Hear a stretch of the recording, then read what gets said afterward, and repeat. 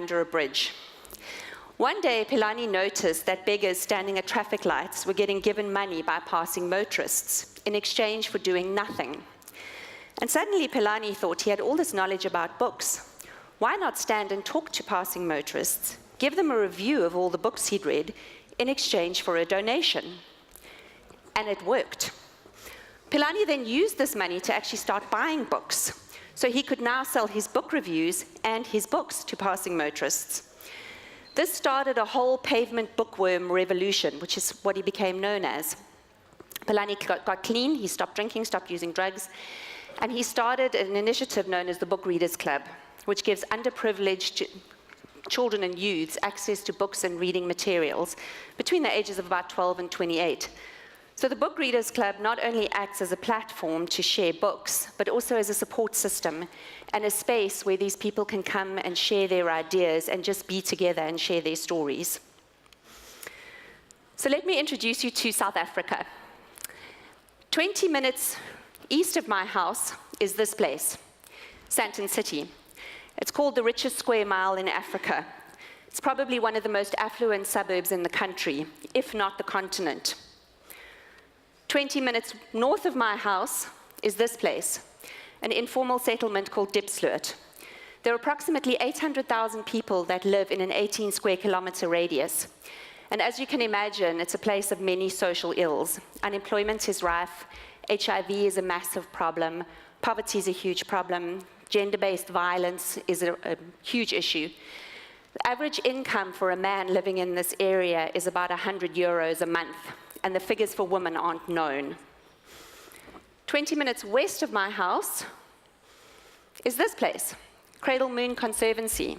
It's a small conservancy where rhinos, hippos, giraffe, various buck, all roam free in this area. And I'm lucky enough to go and ride my mountain bike amongst them on weekends. So you can see South Africa is a place of huge contradictions. Our unemployment rate is at approximately 27%, which translates into about 6 million people. That's 3/4 of the population of Austria. We have a wonderful constitution, which we're very proud of and is the best in the world. Any South African will tell you that. We're a very young democracy, about 24 years old, which is probably the age of most of the students here. With the release of Nelson Mandela in the early 90s, our whole population were given access to rights and to voting. Prior to that, only white people were allowed to vote, which made up the vast minority of the country. It's about 5% of the population. So you can see we are hugely contradictory. And how do I fit into this little world? So my name is Nikki Stewart. I'm a businesswoman and entrepreneur, and I live in Johannesburg, which is the economic hub of the country. My entrepreneurial journey began in about 2008, when the company that I was working for went into liquidation, and I was effectively handed a business in a box. I had an existing client base, and I had the skills to service them. 5 years down the line, my revenue was decreasing. I didn't know why, and more importantly, I didn't know how to fix it. At this point, I became part of the Goldman Sachs 10,000 Women program, which was an accelerator that Goldman Sachs ran globally with the objective of improving the business skills of 10,000 women to grow our businesses and ultimately create jobs. And this proved to be a life-changing experience for me, because it was during this that I decided I no longer wanted to work in the communications field, but I wanted to work with entrepreneurs. I wanted to help them grow their businesses and have an impact. And so the Y Effect was born. The Y Effect is my consultancy that offers services, strategic advisory services, specifically aimed at small and growing businesses. And a little while later, with a business partner who I met on 10,000 Women, Nnfinity was born. And Nnfinity is really a movement around giving women and young entrepreneurs access to opportunities, whether those opportunities be international opportunities, knowledge exchange, doing business with each other. We really want to connect our African women with the world. Earlier on this year, I had another life-changing opportunity, and I was selected to be part of the Austrian leadership programs. And why this was so life-changing for me was because I suddenly realized that there was a different way of doing things. I was exposed to different types of businesses, new ideas, new ways of thinking, and it really had a massive impact on the way I saw my business and approached my business. In South Africa, we have a tendency to be very regionally focused with our companies. We don't really focus outside of our city, let alone out of our country, and certainly not out of our continent. So what does the entrepreneurial landscape look like in South Africa? As with everything, you can see there's huge contradictions.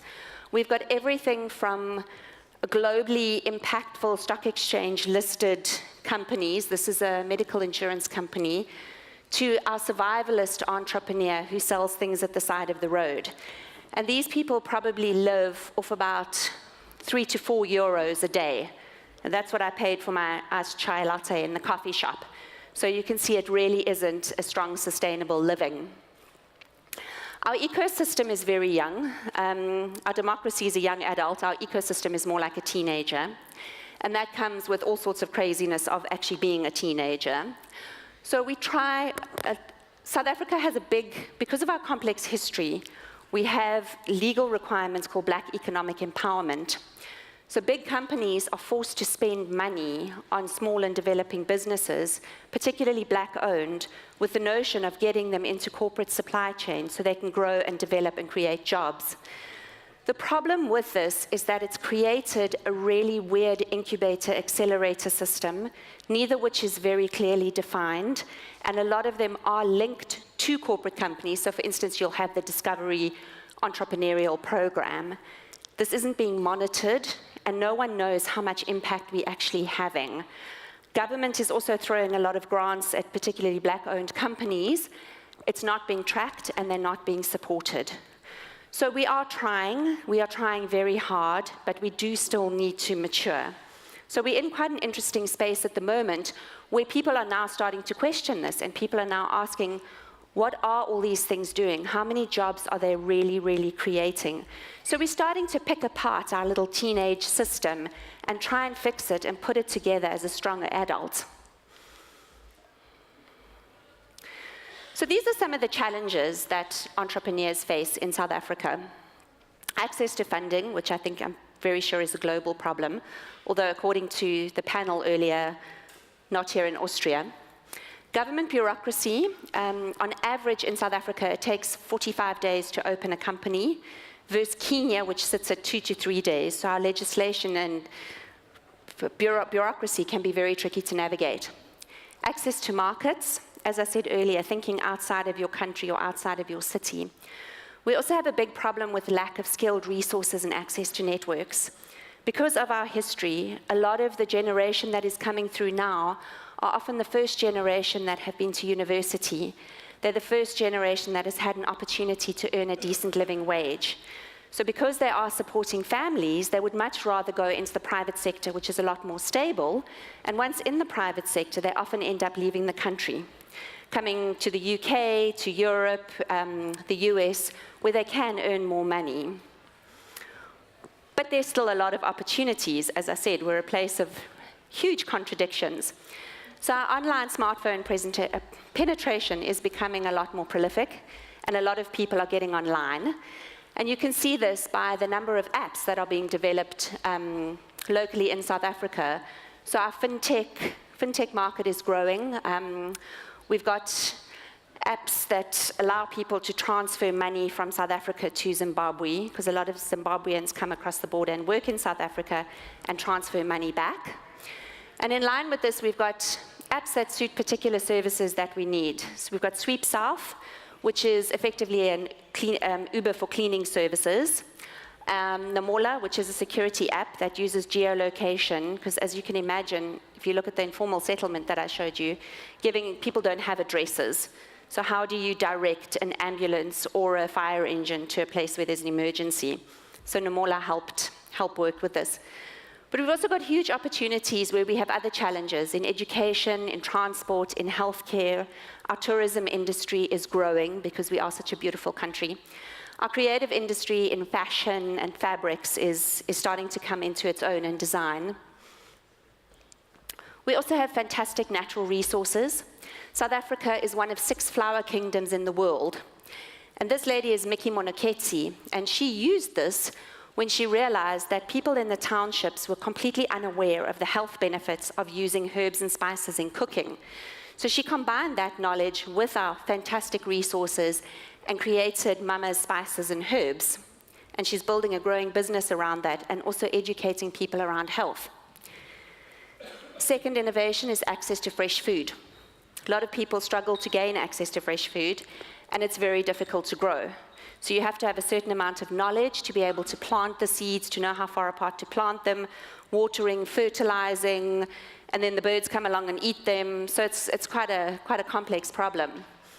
And real gardening is a solution that was created by a lady called Claire Reed. And she came up with a seed strip. So effectively, the seeds are planted in a strip of paper. They're correctly spaced. The strip comes with instructions, so you know exactly how deep to plant them. You know exactly how much water to give them. And because of the way they've been planted, they act as a water saving. It's much more efficient than planting normal seeds, which in a water-scarce country like ours is quite a big deal. And the paper acts as a fertilizer. So effectively, you've got a one-stop solution. And as I mentioned earlier, the fabric, the fabric in that bag is shwe fabric, which is unique to South Africa.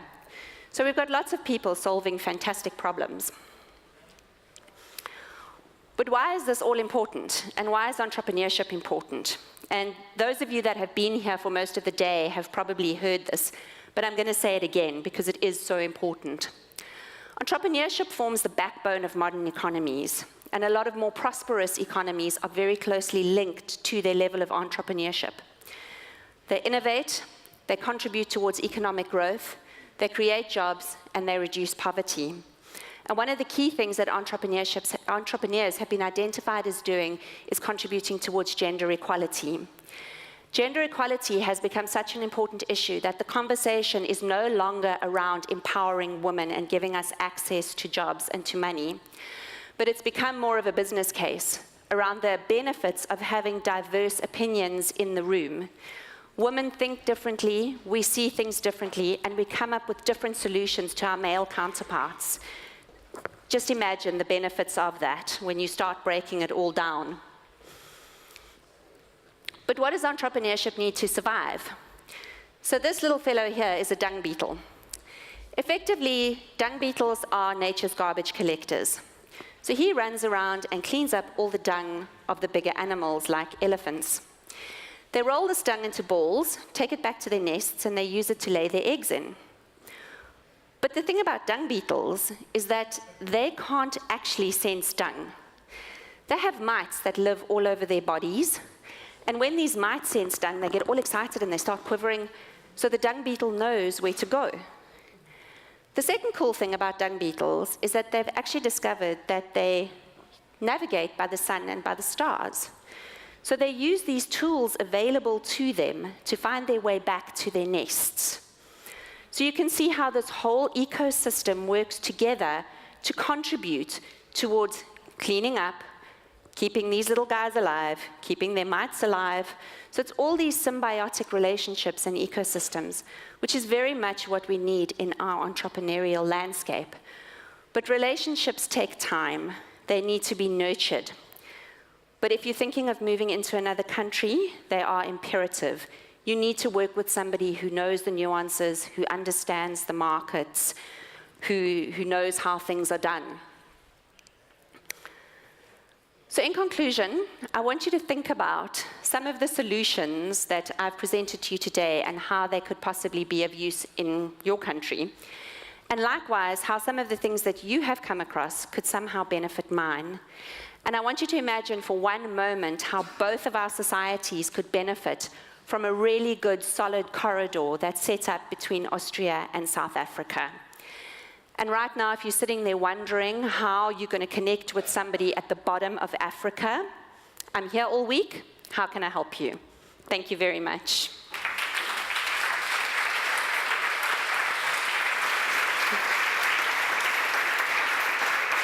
Thank you. So let's see what Slido has to offer.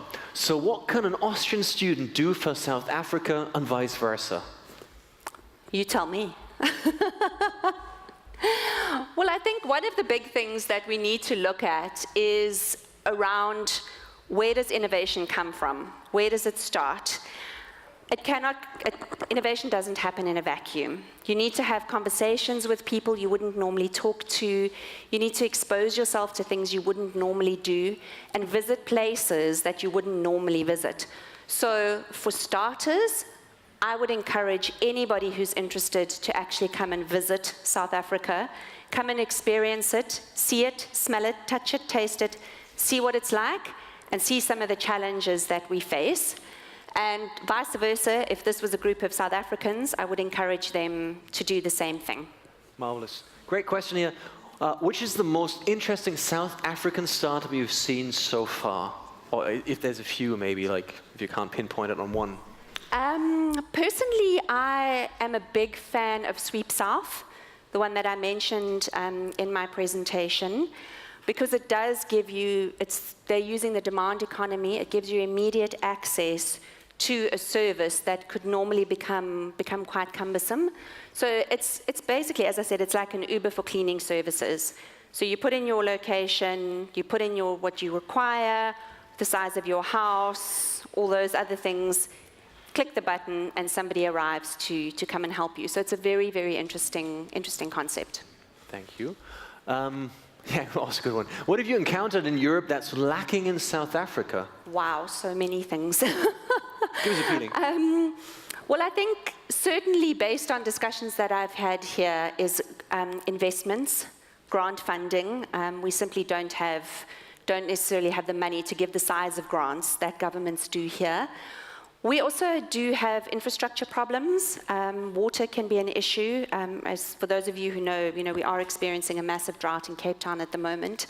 Our internet is not great. It is getting better, and there are movements to improve this, but there's still a lot of work to be done. And a mature support system. One of the things that I came across when I was on the ALPS program was the connections that have been developed, I'm presuming by the government, between educational institutions and businesses. So for instance, in the textile industry, where the R&D that has been used done at the university is now carrying through into the textile industry, and how the whole textile industry in Austria has changed from being something that was failing into a really strong textile industry. So those kind of relationships where we're busy fighting fires and protests, we don't really have time to sit down and talk about how we're going to work together. So that's one of the big things. And also interesting question on 7up boats. Are there projects to help us to visit, coming from students to visit South Africa? Absolutely. There are so many projects, and in line with this, I have shared my social media details, so if anybody is interested, you're welcome to contact me.